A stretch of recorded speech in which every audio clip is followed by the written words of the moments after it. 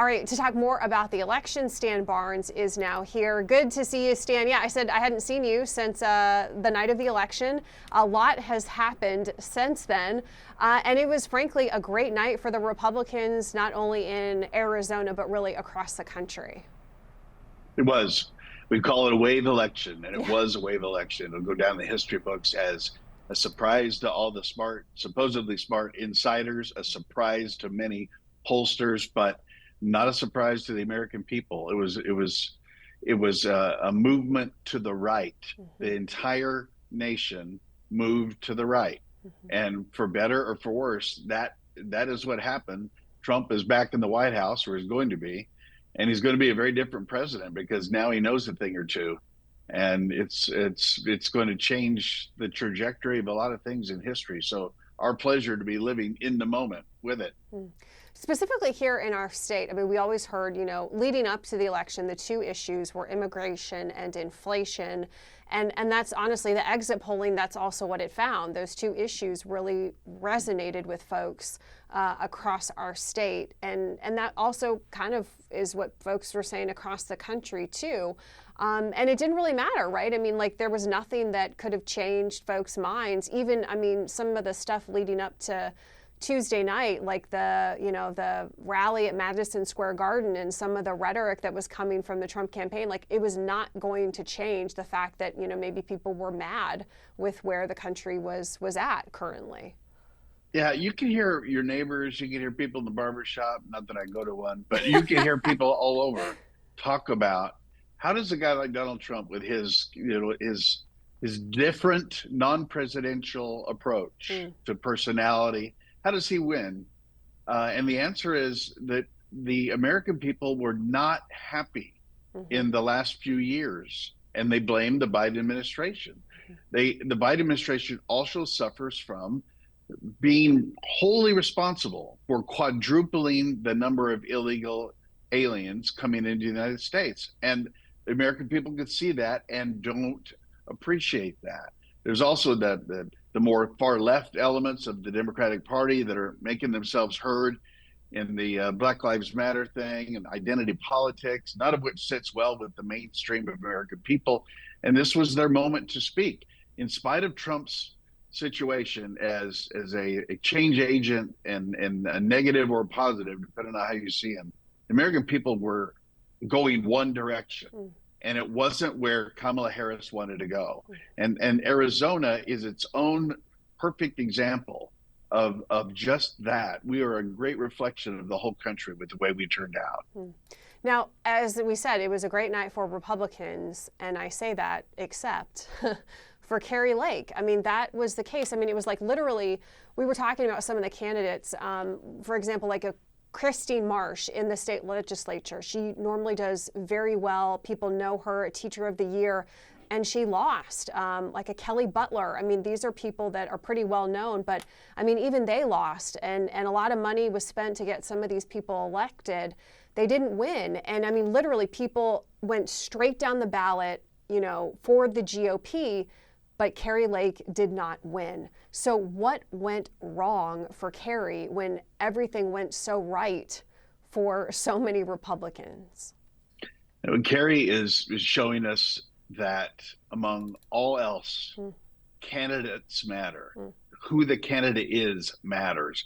And it's such a perfect example with Trump winning handily and Republicans taking more seats in the legislature, with all three corporation commissioners going statewide and Republican.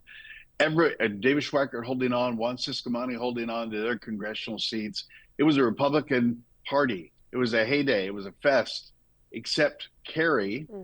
And she's proved to all the world that candidates do matter. And Kari is a candidate, as it turns out, with all her famousness, name ID, articulate nature, attractiveness as a human being, and even being right on the issues, if you count Trump right on the issues in the majority, still can't close the deal with an important constituency in Arizona. And I call it the McCain constituency. That group of voters that revered John McCain's approach and thoughtfulness, that Kari went out of her way to distance and anger, is they've not forgiven her. And it amounts to thousands of people in Arizona statewide that I think lived to vote against Kari. And the election that we just saw pass, I think, backs that up. Do you think if Mark Lamb had been running instead, like if he had gotten through the primary, do you think that Mark Lamb could have pulled it off instead of Kari? I do. Yeah. I do. I know Mark Lamb, and I believe if he were the nominee, that he would have defeated Ruben Gallego. Yeah. Ruben Gallego is a liberal congressman from a liberal district in Arizona, in southern Phoenix area, and was easily exploitable and is out of step with the trend that happened. But Kari couldn't get out of her own way, and that constituency was not going to listen to Kari because they don't like her, and they either undervoted or they voted for Ruben. If Mark Lamb were the nominee, I don't think he would have carried any of that baggage and could have closed that deal as the center-right candidate on a center-right wave election night. Yeah. Okay, so now, and we're starting to, the administration is starting to kind of come together a little bit here. We are hearing like Matt Gaetz, could be Attorney General. So we're hearing, Marco Rubio, okay, Secretary of State. I mean, that's a someone that is well respected, right? But I mean, in your opinion, Matt Gaetz, I mean, come on, what is that? What's that about? I think that's about giving the finger to a certain establishment within the Washington echo chamber. Matt Gaetz is an antagonist and loves his role and is very good at it. He's also one of Donald Trump's most loyal people. He's also an attorney and a congressman, so nominally qualified. But obviously, he's one of the most disliked people in the Republican group back in Washington, D.C. And I think Trump revels in rolling that grenade into the tent and watching it happen. And along with that, I mean, think of former Democrat, now Republican Tulsi Gabbard as the intelligence person. Think of RFK Jr., today nominated by Trump to head Department of Health and Human Services. Right. Really interesting. I think the positive side of this, Ellen, is voters wanted change. Trump is that change. And these kinds of appointments are not the normal appointments of a president of any party. Normally, it's a lot more measured and predictable. But this is Donald Trump 2.0, and he feels the mandate, and I believe is going confidently in the direction he wants to go.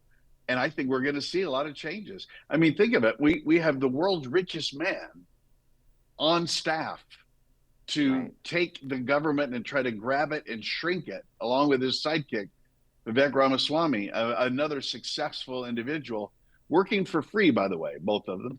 And this is not a normal presidency. Ellen, we are living in a historic time. You think about the bull moose era for Teddy Roosevelt, or what FDR was to the country in those 4 terms, what Lincoln was in terms of the historic nature of his presidency. The Trump presidency is going to score in that realm. I'm not saying for good or for bad. I'm saying for impact on the American story. What he's doing is rewriting the presidential chair in the Oval Office, and we're living in it to watch it. We are living it. You said grenade. I think Matt Gaetz, yes, RFK, HHS, those are, you're throwing some grenades there. And we don't know. I mean, maybe they'll get confirmed. We have no idea either. But yeah, right. But he's got the power now, and he certainly feels that power as we know. Well, he does, Ellen. And you're making a point softly, but the firm point is there was once upon a time in the Republican Party the never Trump side of the party. Yeah. It's the Jeff Flakes, the Mitt Romneys, the John Giles in Mesa. I mean, that wing of the party is now disappeared. Everyone is a Trump person in the Republican Party. Winning cures all of that. And the party is now fully the America First Party, for better or for worse. That's what it is. And we are in a realignment where the Republican Party, the American First Party, is a nationalist, populist party, and is playing very well to the middle class and the working individual in the United States. When the Democratic Party is playing a lot more toward the very affluent, the very educated, and the very poor. The very big middle is now Republican, or at least performing that way. And again, we're watching it play out in real time.